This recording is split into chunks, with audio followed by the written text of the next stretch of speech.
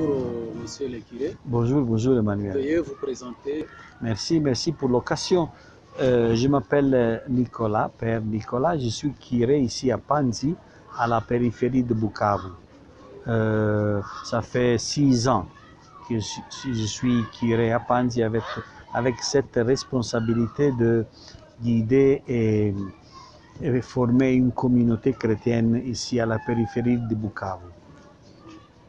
Je suis un missionnaire xavérien. Je suis à l'Afrique, j'ai passé à l'Afrique au Congo presque 25 années de ma vie. Et je me suis amusé beaucoup, 10 ans dans l'Ourega, une zone un peu dans la forêt, dans la brousse. Et maintenant, je suis ici dans la ville de Bukavu. Vraiment, le Seigneur m'a beaucoup béni avec mon ministère ici à Panzi et à Bukavu.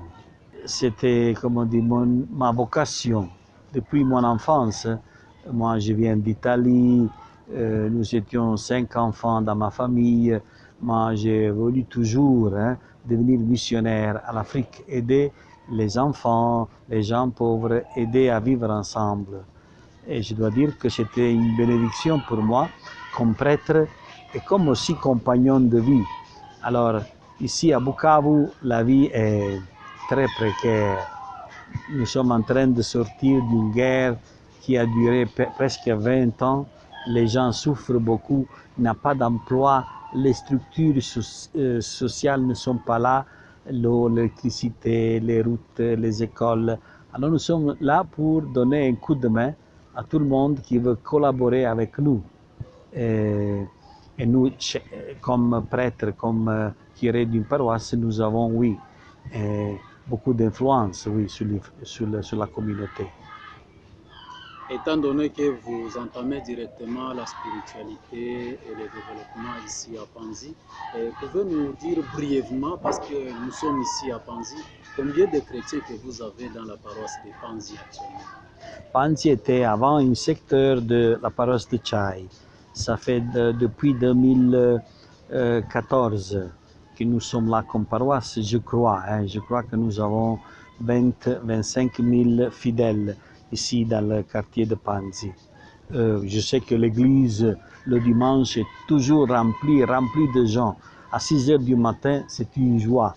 Voir 2200 personnes qui dansent, qui chantent et qui louent le Seigneur. Pour moi, c'est une joie énorme faire de la liturgie, célébrer les messes ici à Panzi, avec tous les sacrements que nous donnons. Le message que nous voulons donner est que ensemble, nous pouvons gagner. Ensemble, nous pouvons être une communauté qui loue le Seigneur dans notre vie et en même temps, nous sommes en train de pleurer avec ceux qui pleurent et de nous réjouir avec ceux qui sont en train de vivre dans la joie. Peut-être vous écoutez maintenant les cris et les chants du mariage ici chez nous. C'est une grande joie à voir presque 65 mariages par an ici à la paroisse. Les gens ici à Panzi veulent être bénis et reconnaissent que l'amour qu'ils ressentent dans leur cœur vient de Dieu. C'est une bénédiction. Et avec cet amour, nous pouvons commencer à vivre ensemble comme famille. Oui. Le message encore, tu sais que pour l'Africain, vivre, c'est appartenir dans une communauté. Moi, j'ai beaucoup appris, par exemple, les relations. J'ai beaucoup appris à passer du temps ensemble, parce qu'en passant, en être ensemble, nous constituons une communauté. Ici à Panzi, nous disons Chinyabuguma, l'appartenance à une communauté qui veut vivre ensemble. Et l'autre, c'est les relations. Et aussi, nous sommes en train de pousser l'écologie. C'est comment se préoccuper pour que les gens puissent vivre bien ensemble dans ces quartiers qui est propre, avec de l'eau propre, avec pour dépasser les maladies qui viennent de la saleté. Et ça, il faut encore beaucoup de travail encore à faire. Oui. Étant donné que vous entamez directement la propriété dans la partie Panzi, les gens ont une mauvaise idée en disant que Panzi n'a pas de l'eau. Il y a le système là depuis on creuse les trous pour puiser de l'eau. Est-ce que ça continue à exister à Panzi ou bien il y a une amélioration? Non, c'est très facile. Je sais, Panzi, c'est dans une vallée. Dans la partie un peu basse, il y a la possibilité de creuser de l'eau à 3 mètres. On appelle ça bisola. Et l'eau, mais c'est l'eau pour nettoyer la maison. Ce n'est pas l'eau pour se laver. Nous, au commencement de la paroisse a investi 25 000 $ pour creuser un forage de 86 mètres. Et depuis cette année-là, c'est 2015, maintenant nous avons de l'eau à donner à tout le monde ici à Panzi. Pendant la saison sèche, nous avons donné même 20 000 litres de bidons et de bidons et de bidons d'eau pour combattre le choléra, par exemple, pour combattre la saleté. Pendant la saison sèche, c'est vraiment une période très sale à cause de la poussière. Il n'y a pas d'eau. Alors, avoir de l'eau à côté, accessible, c'est une grande bénédiction, oui. Donc, vous pouvez dire que vous, en tant que l'Église, vous avez déjà fait un grand pas dans la paroisse de Panzi, et plus particulièrement la partie Nyaruzinia et le reste des parties de Panzi. Depuis le commencement, c'était notre projet. Nous ne voulons pas bâtir une île heureuse, isolée. Non. Nous voulons investir, oui, dans la paroisse, l'église, les salles de catéchèse, mais aussi dans les quartiers. C'est pour cela qu'on a bâti même un centre jeune. Hein? C'est-à-dire, nous voulons vivre et entrer dans les quartiers, là où il y a la vie africaine. Là, nous avons inventé, et c'est l'Esprit Saint qui nous a donné cette lumière, inventé le CEV, les communautés de quartier chrétiennes. Et dans ces communautés, nous sommes en train de constituer de petites familles pour s'entraider, pour se pardonner, pour prier ensemble et louer le Seigneur ensemble. Oui. On a toujours appelé Panzi bidonville. Est-ce que vous pouvez avoir une idée là-dessus? Oui, les possibilités pour Panzi ne sont pas encore réelles. C'est surtout le manque d'emploi. Beaucoup de monde ici doit aller à Mississi, dans la forêt, dans la brousse, pour voir creuser un peu d'or. Mais là, c'est très risquant. Beaucoup de familles ont beaucoup de problèmes à cause de cela. Il n'y a pas d'emploi. L'emploi, oui, on peut vivre jour au jour, hein, mais ce n'est pas ça la vie. Avoir un emploi pourrait signifier une stabilité pour la famille, pour les enfants, pour l'école, pour un peu de sérénité, aussi de tranquillité dans la famille. La bidonville est là et je crois sans les structures sociales, on ne pourrait pas en sortir. Quelle est la situation sécuritaire à Panzi? Vous sentez bien dans la paroisse ici, il n'y a pas de tracasseries parce qu'on a toujours pensé qu'à Panzi, il y a des bandits, il y a des voleurs à main armée. Oui, les bandits sont là. Les bandits sont là et aussi les voleurs. Mais Dieu merci, hein. Jusqu'à maintenant, personne nous a visités pendant la nuit. Ils nous ont respectés jusqu'à maintenant. Bon, des petits vols, hein, à l'église, dans la maison. Oui, des petits vols. Mais ça, ce n'est pas du banditisme. Ce sont des gens qui veulent affamer, oui, qui ont un peu de faim. Mais je dois dire que à Panzi, oui, nous écoutons beaucoup d'histoires mauvaises, des bandits qui entrent dans les maisons, à main armée. Ça fait du mal. Il y a beaucoup de monde qui a des blessures à cause de cela, oui. Et vous vous sentez comment une fois écouté ce genre de situation? Comment dépasser tout cela? Ça, je ne sais pas. Parce que là, il faut un État.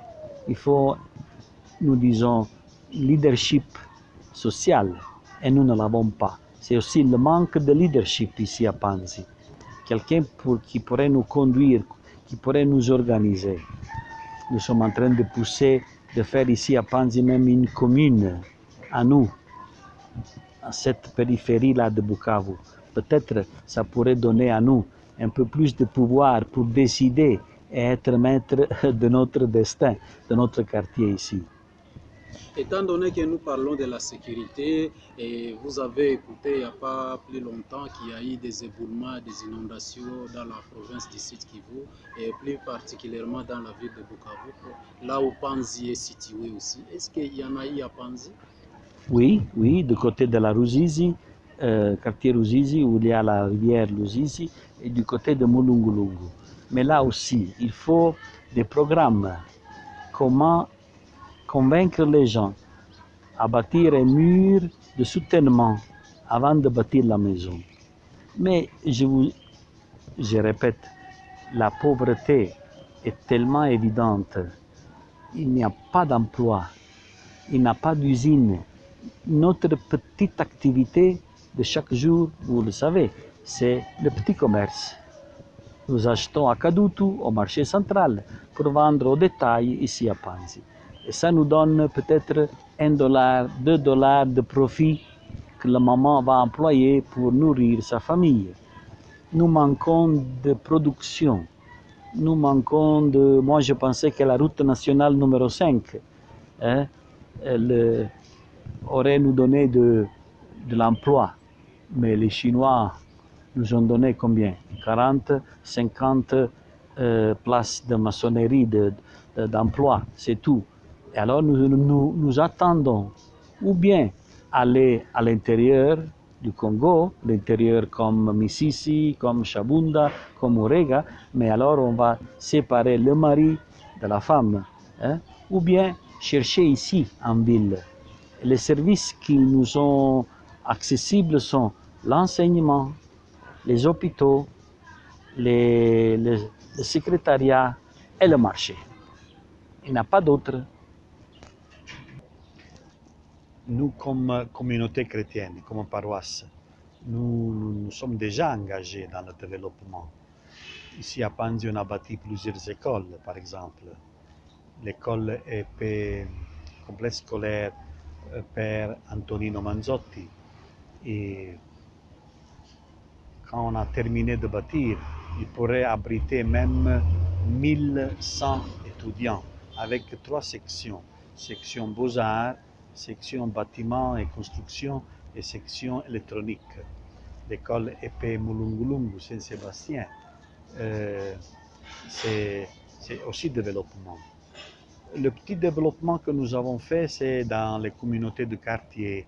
Pendant le carême, par exemple, nous sommes en train de nettoyer le quartier, de ramasser, par exemple, le plastique, de nettoyer un peu, même ici à Kamagema. Nous voulons bloquer, fermer, stopper l'érosion du caniveau Kamagema, parce que ça pourrait mettre en danger le marché et aussi l'école. Des petites activités pareilles, mais pas un grand plan général. Nous n'avons pas les moyens.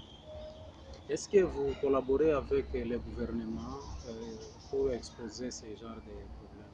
C'est ça, nous avons essayé de contacter et sensibiliser le bourgmestre de la commune d'Ibanda et nous a donné la permission d'employer les impôts du marché, même Kamagema, pour bâtir et stopper l'érosion à la rivière, au caniveau Kamagema. Ça, c'était une première ici au Sud Kivu. C'est l'État même qui a laissé les recettes locales ici chez nous pour développer notre quartier. Et vous en êtes où? On a fait 40 mètres parce qu'il faut beaucoup, il faut encore 2-3 ans de recettes pour terminer 100 mètres et sauver le marché. Nous avons reçu peut-être $1000 par mois des recettes du Soko Kamagema. C'est quel défi pour l'érosion à Kamagema?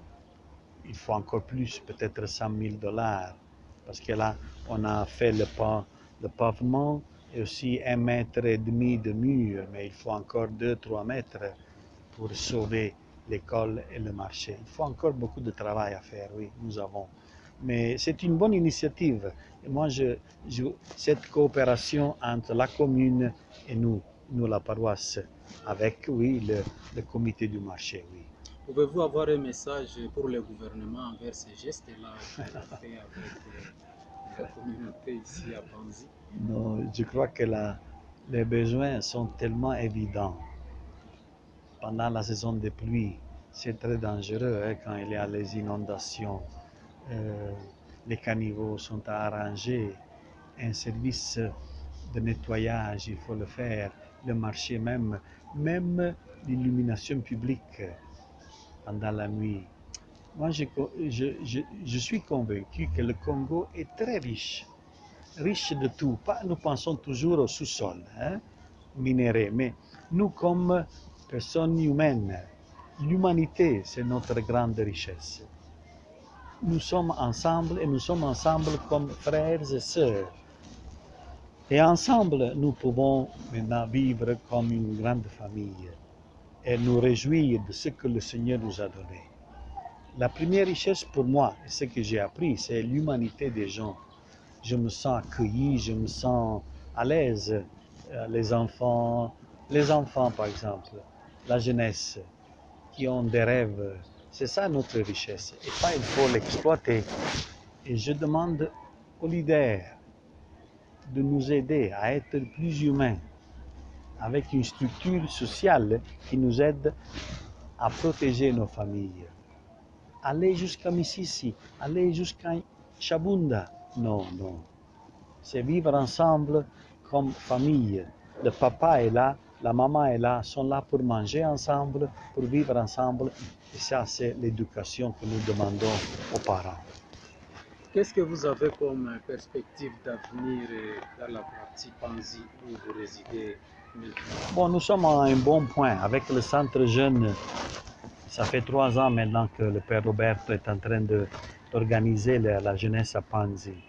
Nous sommes en bonne coopération aussi avec la Fondation Panzi et le docteur Mukwege, toujours pour Panzi. Nous voulons continuer, je crois que les écoles, l'éducation, c'est notre priorité au-delà de la paroisse. Et après, les communautés dans les quartiers, les communautés chrétiennes, le CEV. Le reste, avec nos petits moyens, je crois que c'est très difficile avec ce que nous pouvons faire. Il fallait l'État. C'est l'État qui reçoit nos recettes, qui reçoit nos impôts pour les mettre à disposition de tout le monde, de la société. Et ça, c'est ce que nous demandons au gouvernement, même local ici. Mettez-vous au service de nos besoins, parce que les besoins sont tellement évidents. L'évident, c'est les routes, les caniveaux, les écoles, l'eau, la SNEL, c'est-à-dire l'énergie, le courant. Sans courant, je dis toujours au chef, sans courant continuel, on ne peut pas rêver. On ne peut pas avoir une menuiserie qui travaille pendant 2-3 heures par jour. Non. Alors nous demandons ce qu'est notre droit, les structures sociales de l'ensemble d'un groupe de gens qui vivent ensemble. C'est tout ce que nous demandons. Notre droit, le droit à vivre ensemble comme une société. Oui, monsieur le père, je ne sais pas, vous êtes au nombre de combien de prêtres ici dans la paroisse de Panzi, parce qu'apparemment vous avez une grande population ici. Non, nous sommes en 2, c'est le père Roberto qui est aumônier des jeunes et moi comme curé, mais nous avons l'aide aussi d'autres prêtres qui nous aident dans la solidarité, une communauté xavérienne sur la colline là, qui nous aide chaque dimanche, toujours pour les sacrements. Oui. Étant donné que vous venez de citer encore chaque dimanche, selon notre recherche, les chrétiens ne se salient plus avec les mains. Qu'est-ce qui se passe? Ah oui, oui, c'était un peu le conseil de l'évêque sur la prévention de l'Ebola. Nous avons, oui, fait toute une sensibilisation pour se laver les mains, nous avons beaucoup appris comment éviter l'Ebola ici chez nous à Bukavu. Mais Dieu merci, nous sommes bien maintenant, sans risque et sans danger. Merci beaucoup, Monsieur le Père. Il y a le Merci. studio Emma qui vous remercie d'avance et pour tout ce que vous avez été avec ce studio-là. C'est le Père Nicolas Colasuono, curé à Panzi, dans la paroisse catholique de Panzi.